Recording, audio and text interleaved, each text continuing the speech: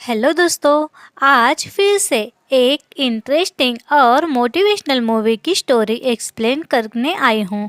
तो कहानी की स्टार्टिंग में हम देखते हैं कुछ बच्चों को जो मलेशिया के बीच पर खेल रहे हैं। उनके पहराव से लगता है वो काफ़ी गरीब है। उनके हाथों में जो खेलने की चीज़ है, दरअसल वो भी एक जुगाड़ है। वो बच्चे टेनिस बैट की तरह खेल रहे थे। शायद उनके पास टेनिस बैट खरीदने तक के पैसे नहीं है। इन बच्चों में एक बच्चा था जो ली है। ली को उसके पापा दिखते ही ली खेल छोड़कर भाग जाता है, क्योंकि ली के पिता को लगता था ये टेनिस गरीबों के बच्चे के लिए है ही नहीं और इसकी कोचिंग भी बहुत महंगी होती है जो गरीब लोग अफोर्ड नहीं कर सकते। उनका मानना था कि स्कूल पढ़कर ही बड़ा बना जाए। अब रात में हम देखते हैं ली के फैमिली को जो डिनर कर रहे हैं। यहाँ खाते हुए वो बोलते हैं कि आज टेनिस मैच है। जैसे क्रिकेट के दीवाने हैं वैसे ये गांव के लोग टेनिस के दीवाने हैं। इनके घर में टीवी तक नहीं था। ये लोग बाहर मैच देखने जाने का सोचते हैं। ये लोग जाते हैं मैच देखने। यहाँ बहुत से लोग इकट्ठा होकर मैच देख रहे थे। ली के माँ बाप तो ली को पढ़ाई करने का कहकर मैच देखने आ जाते हैं, मगर ली भी वही मैच देखने उनके पीछे पीछे जाता है। यहाँ ली का बड़ा भाई भी था जो ली को भीड़ में देख लेता है। ली को टीवी दिख नहीं रहा था, वो बेचैन हो रहा था। तभी उसका भाई ली को अपने कंधे पर उठा लेता है और टीवी पर मैच दिखाता है। यहाँ मलेशिया विनर होता है। सब लोग टेनिस प्लेयर के बहुत दीवाने थे। सब प्लेयर्स की बहुत तारीफ करते हैं। ली ये सब देख कर सोचता है इन प्लेयर्स को कितनी ज़्यादा रिस्पेक्ट और प्यार मिलता है। अब ली जो छोटा बच्चा है उसके दिल में ये आ जाता है कि वो भी टेनिस प्लेयर ही बनेगा, मगर वो लोग इतने गरीब थे कि कोचिंग कोचिंग तक दूर की बात, उनके पास टेनिस रॉकेट लेने तक के पैसे नहीं थे। अब मैच तो जीत गए थे, मगर यहाँ ली के पापा ली को देख लेते हैं और दोनों भाइयों को डांटते हैं। कहते हैं कि ये टेनिस वेनिस का चक्कर छोड़ दो, तुम सिर्फ पढ़ाई करो। मगर बेचारा ली, उसने तो ठान लिया था कि वो तो अब टेनिस प्लेयर ही बनेगा। अब दूसरे दिन अब स्कूल जाते हुए ली स्पोर्ट्स दुकान पर जाता है। वहाँ ढेर सारे टेनिस बैट थे। वो उन बैट को घूरता है मानो वो उसे चाहिए, मगर उसके पास पैसे नहीं थे। वो बस बैट देखकर दुकान के बाहर आ रहा था। तभी उस दुकान का मालिक ली की आंखों में उस बैट की चाहत और उसकी गरीबी भाप लेता है। वो ली से बात करता है तो ली कहता है, मुझे खेलना है पर मेरे पास टेनिस बैट नहीं है, इसलिए कोई मुझे खेलने भी नहीं देता। ये सब ऑनर सुनकर कहता है, तुम मुझे इस बैट में स्टिक्स डालने में मदद करो, मैं तुम्हें पैसे दूंगा। तब ली कहता है, मुझे पैसे नहीं चाहिए, मुझे इसके बदले तुम एक शटर दे दो। दरअसल ये जो शॉप ओनर था वो भी एक टेनिस प्लेयर था, मगर किसी वजह से वो पीछे रह गया। अब उसने अपना सपना इस ली की आंखों में देखा था, इसीलिए वो उसकी मदद करना चाहता है। अब सारा दिन काम करने पर ली को वो शॉप ओनर एक शटर देता है। ली के पास अब खुद का शटर था। वो बहुत खुश हो जाता है। जब वो घर आता है तो उस शटर के साथ पेन से खेलता है, क्योंकि उसके पास तो अभी तक बैट भी नहीं थी। अब ऐसे ही वो दिन भर अपने दोस्त के साथ उस पेन से खेलता रहता है। एक दिन ली स्टेडियम में पहुंच जाता है। वहां वो टेनिस खेल देख रहा था और यहाँ वो खेलने के लिए मैदान में उतर भी जाता है, मगर यहाँ पर अब उसके पास टेनिस बैट नहीं थी, तो बच्चे उसको खेलने में नहीं लेते। ये सब दूर बैठा वही शॉप ओनर देख रहा था। वो अपने पास की बैट ली को दे देता है। ली बैट लेकर बहुत खुश होता है। ली अब वहाँ कंपटीशन चल रहे वो देखता है, उन बच्चों के साथ खेलता है। स्टार्टिंग में उसे खेलने की कुछ आइडिया नहीं थी।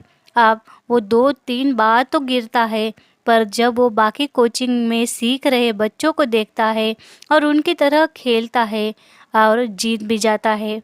कोचिंग में सीख रहे बच्चे को वो हराता है। यहाँ टेनिस के प्रति ली की लगन वहाँ बैठा एक कोच भी देख रहा था। यहाँ ली के परफॉर्मेंस के लिए ली को ट्रॉफी भी दी जाती है। दरअसल ये कोच उसी शॉप ओनर का दोस्त था। ली में उसे मलेशिया का अगला प्लेयर दिखता है।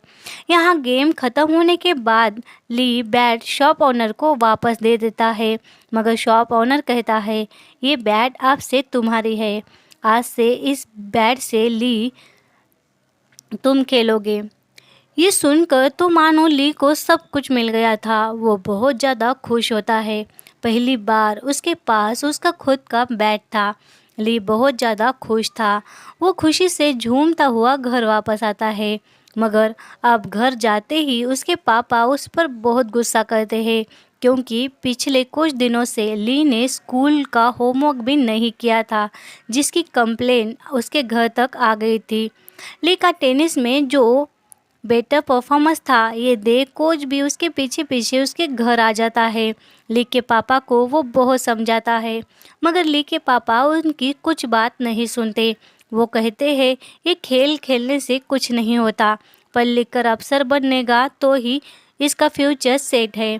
मेरे पास कुछ फालतू खर्च के लिए भी पैसे नहीं है। कोच ली के पापा को बहुत समझाता है कि मैं इसे फ्री में कोचिंग दूंगा, मगर फिर भी ली के पापा नहीं सुनते, जिस वजह से कोच निराश हो जाता है। ली के पापा का रिएक्शन देखकर ली भी थोड़ा डर जाता है। वो ली के माँ को भी बहुत समझाता है, मगर उसकी माँ पापा को समझा नहीं सकती। कोच वापस चला जाता है। रात में जब ली सोया था तो उसकी माँ उसकी जीती ट्रॉफी देखकर खुश होती है। ली के माँ को भी ली का टेनिस के प्रति जुनून समझ जाता है, मगर बेचारी कुछ कर नहीं पाती। ली के पापा पढ़ाई को लेकर ज़्यादा ही सीरियस थे। उनका मानना था अपने बच्चे सिर्फ पढ़ लिख कर ही बड़े हो सकते हैं। दूसरे दिन ली फिर से उसी स्पोर्ट्स शॉप में जाता है। यहाँ ऑनर कहता है हमारे संस्था की ओर से एक चैरिटी मैच आयोजन किया जाता है, क्या तुम उसमें खेलोगे? और ली हाँ कह देता है। ली अब वहाँ पर जाता है और वहाँ जाकर बहुत अच्छा परफॉर्म करता है और जीत भी जाता है। यहाँ पर ली की अच्छी प्रैक्टिस भी हो रही थी और वो जीत भी रहा था, जिससे ऑनर उसे एक ट्रॉफी देते रहता है। रोज़ रोज़ वहाँ सिर्फ ली ही जीतते रहता है। दरअसल यहाँ पर बेट लगती थी, उस बेट पर खेलते थे ये लोग और यहाँ बहुत बड़ा पैसों का व्यापार चलता था। मगर ली के दिमाग में कुछ आता नहीं, क्योंकि वो तो अभी बहुत छोटा था।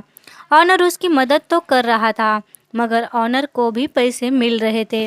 ऐसे ही एक दिन बीत जाता है और ली के पास बहुत सारी ट्रॉफी जमा हो जाती है। ली ने वो सारी ट्रॉफीज छुपा दी थी। एक दिन ली को घर वापस आने में काफ़ी देर हो जाती है, तो उसके पापा उसे ढूंढते हुए वहाँ बेट वाली जगह पर पहुँच जाते हैं। यहाँ पर वो वहाँ के मालिक को देखते हैं और उसे उनका पास नज़र आता है। दरअसल ये ली के पापा भी एक टेनिस प्लेयर ही थे। इनके शहर में बहुत ज़्यादा टेनिस का क्रेज़ था। ली के पापा भी बहुत अच्छे प्लेयर थे, मगर गरीबी की वजह से वो ऊपर नहीं जा पाए। अभी जो बेट वाली जगह है वहाँ वो काफ़ी दिनों तक खेलते थे और उनके दोस्त भी यहाँ पर खेला करते थे। उन उन दिनों ली के पापा और उनके दोस्तों पर बेट लगती थी। एक दिन उस बेट वाली जगह के मालिक के कहे अनुसार ना कर ली के पापा ने खुद के मन की और यही बात उन पर बहुत भारी पड़ी। दरअसल ये जो बेट वाली जगह का मालिक था वो बहुत बड़ा गैंगस्टर था। उसने ली के पापा और उनके दोस्त को मारने के लिए गुंडे भेजे थे। ली के पापा तो बच गए, मगर उनके सामने ही उनके दोस्त को बहुत बेरहमी से मार दिया गया था। ली के पापा जैसे तैसे बच गए थे, मगर उसके बाद वो कभी भी टेनिस का नाम तक लेने से डरते थे। मगर आज वो ली को लेने यहाँ आए थे। तभी वही गैंगस्टर की नज़र ली के पापा पर गिरती है। वो उनसे कहता है, आज तुम एक गेम खेलो, अगर हार गए तो तुम दोनों बाप बेटे को मैं मार दूंगा। ये सुन ली के पापा गेम खेलने के लिए तैयार होते हैं और वो जीत भी जाते हैं।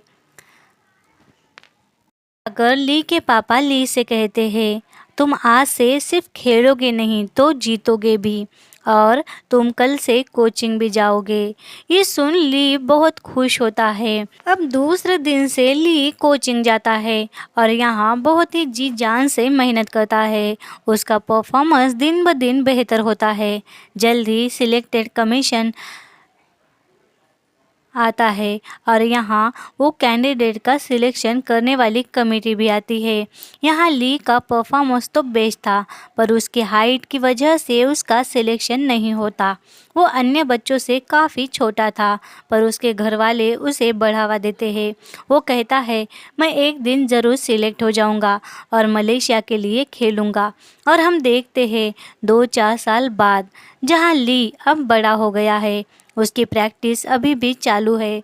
वो कंट्री के लिए खेलने के लिए बेताब है। वो वही सपना लेकर मेहनत कर रहा था और आज फिर से मलेशिया के टीम के लिए प्लेयर सिलेक्ट करने वाली कमेटी आ जाती है और आज कोचिंग में कमेटी के सामने परफॉर्म करना था। यहाँ ली बहुत अच्छा परफॉर्मेंस देता है। एक टाइम ऐसा आता है जहाँ खेलते खेलते वो गिर जाता है। उसके घुटने में बहुत ज़्यादा चोट लगती है, पर फिर भी वो खेलना नहीं छोड़ता। उसकी यही टेनिस के प्रति लगन देख कमेटी मेंबर उसे इम्प्रेस होते हैं और वो ली को सिलेक्ट कर लेते हैं और ये बात ली घर पर बताता है। इस बात से सबको बहुत खुशी होती है। कभी ये सपना था जो आज ली पूरा कर रहा था। अब ली यहाँ एकेडमी में भी आ जाता है। यहाँ एकेडमी में बाकी लड़कों के मुताबिक वो कमज़ोर ही था, क्योंकि एक्सरसाइज ज़्यादा नहीं करता था। यहाँ ये लड़के बचपन से प्रैक्टिस और एक्सरसाइज कर कर मजबूत थे। इस एकेडमी में एक लड़का था जिसका नाम था जैक। वो सबसे अच्छा प्लेयर था। वो ली को हमेशा नीचा दिखाता रहता, क्योंकि ली ठीक से एक्सरसाइज नहीं कर पाता था। यहाँ एक लड़की भी थी, जिया। ली को वो पसंद करती थी। जल्द ही इन दोनों की अच्छी दोस्ती हो गई। पर ये बात जब जैक को पता चलती है तो वो ली को और ज़्यादा सताने लगता है, क्योंकि ये जैक भी उसी जिया को बहुत लाइक करता था। जब ये दोनों नज़दीक आ रहे थे तो जैक उससे और ज़्यादा टॉर्चर कर रहा था। एक दिन जो जैक ली से कहता है, तुम मेरे साथ एक खेल खेलो, अगर हार गए तो टॉयलेट साफ़ करने होंगे। और यहाँ इन दोनों में मैच होती है। ली उससे हार जाता है और अब वो टॉयलेट साफ़ करता है। ये सब वहाँ का कोच भी देख रहा था। वो ली को अपने ऑफिस में बुलाता है और कहता है, तुम्हें अगर यहाँ टिकना है तो खुद पर मेहनत करो। तुम खेलते अच्छे हो मगर स्ट्रांग नहीं हो। एक्सरसाइज भी किया करो। हर किसी को ये मौका नहीं मिलता। तुम्हें मिला है तो उसका फ़ायदा लो, वरना घर वापस जाना पड़ेगा। ये सुन ली को भी अपनी गलती समझती है। अब वो रात में देर तक अकेला प्रैक्टिस करता है। जब सब लड़के सोते हैं तो वो अकेला स्टेडियम में प्रैक्टिस करते रहता है और सुबह जल्दी उठकर वो रोज़ एक्सरसाइज भी करना चालू करता है। जल्द ही उसकी एक्सरसाइज भी अच्छी हो जाती है, जिससे वो खुश होता है। अब एक दिन टूर्नामेंट के लिए लड़कों का सिलेक्शन किया जा रहा था। यहाँ उस लिस्ट में ली का भी नाम था, पर वो जब टूर्नामेंट के लिए बस में चढ़ने ही वाला था कि उसे कोच रोक लेता है और जाने से मना करता है।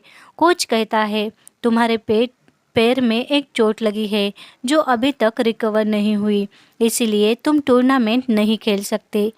ये सुन ली बहुत नाराज़ होता है, रोता है और दूसरे दिन अपने घर वापस जाता है। यहाँ उसकी माँ भी उसे समझाती है।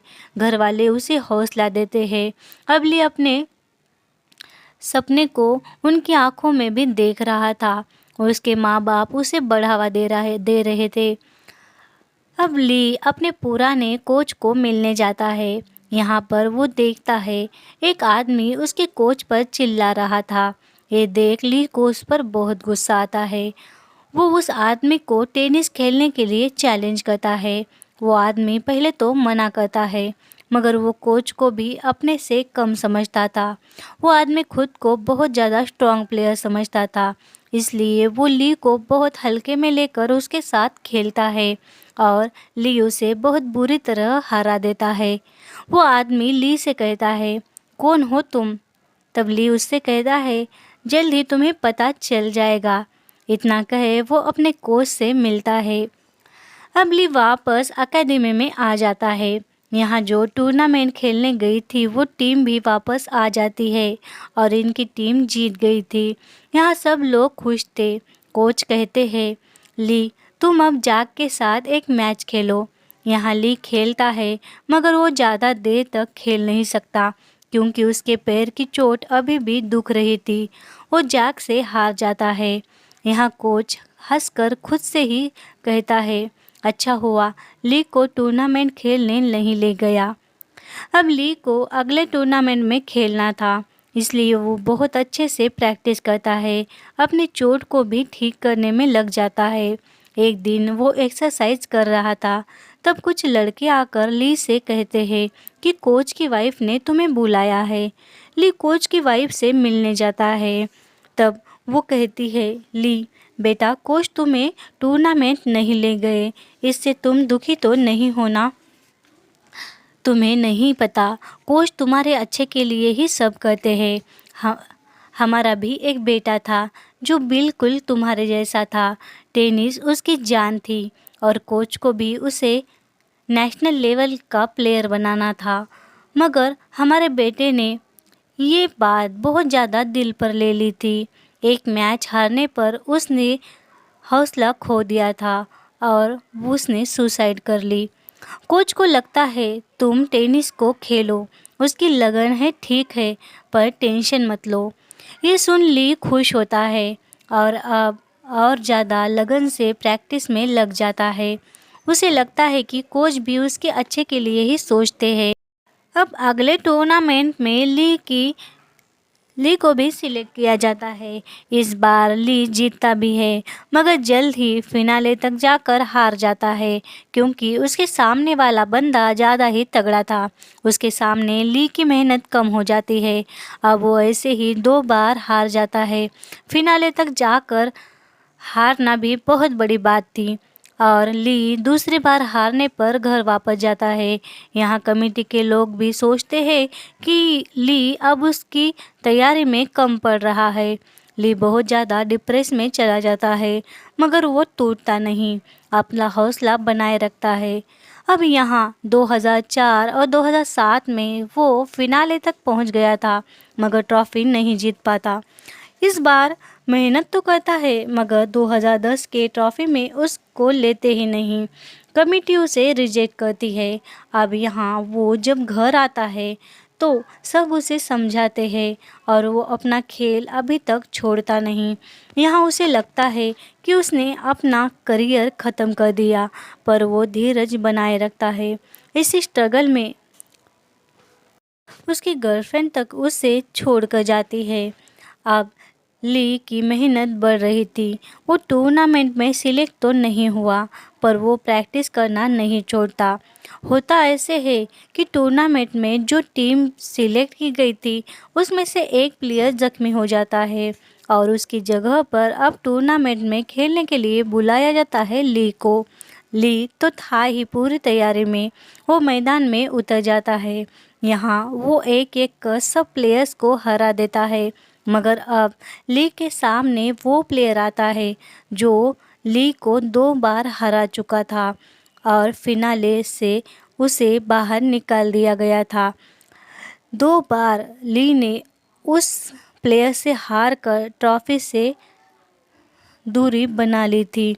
अब इस बार ली थोड़ा मायूस होता है।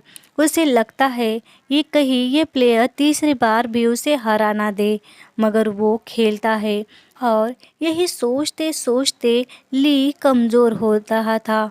उसके वो मन ही हार गया था। खेलते खेलते एक जगह पर वो गिर भी जाता है और उसे याद आता है उसके पापा का चेहरा, जिन्होंने खुद का सपना ली में जिया था। ली ट्रॉफी लेकर आएगा ये उन्हें लगता था। ली के सामने उसका कोच भी आता है और वो कोच का चेहरा देखकर सोचता है कि वो अपने बेटे को उसमें देखते हैं और उसे कुछ भी कर कर ये ट्रॉफ़ी जीतनी है। और ली दोबारा से हौसला बांधकर झटाक से उठता है और जैसे ही ली उठता है वो ऐसे खेलता है मानो उसकी ज़िंदगी ही दांव पर लगी हो और वो जीत जाता है। मलेशिया के लिए ट्रॉफ़ी भी उसे मिल जाती है और वो जीतता है। और लास्ट में हम देखते हैं ली ने जो सपना देखा था बचपन में कि टेनिस प्लेयर बनकर लोगों का प्यार जीतेगा, आज उसने वो कर दिखाया था। आज वो कंट्री का लाडला प्लेयर बन गया था। और यहाँ कहानी ख़त्म नहीं हुई। ये सच्ची कहानी है मलेशिया के प्लेयर ली की, जो बाद में कितने ही ट्रॉफीज़ उसने जीती थी और वो एक अच्छा प्लेयर बन गया था। कहानी हमें सिखाती है कि अगर हम कोई बात दिल में ठान लेते हैं तो उस पर जी जान से मेहनत करो और एक ना एक दिन जो आप चाहते हो, जिस मंजिल को आपने तय किया है, वो मंजिल आपको ज़रूर मिल सकती है। और ये ली ने कर दिखाया था।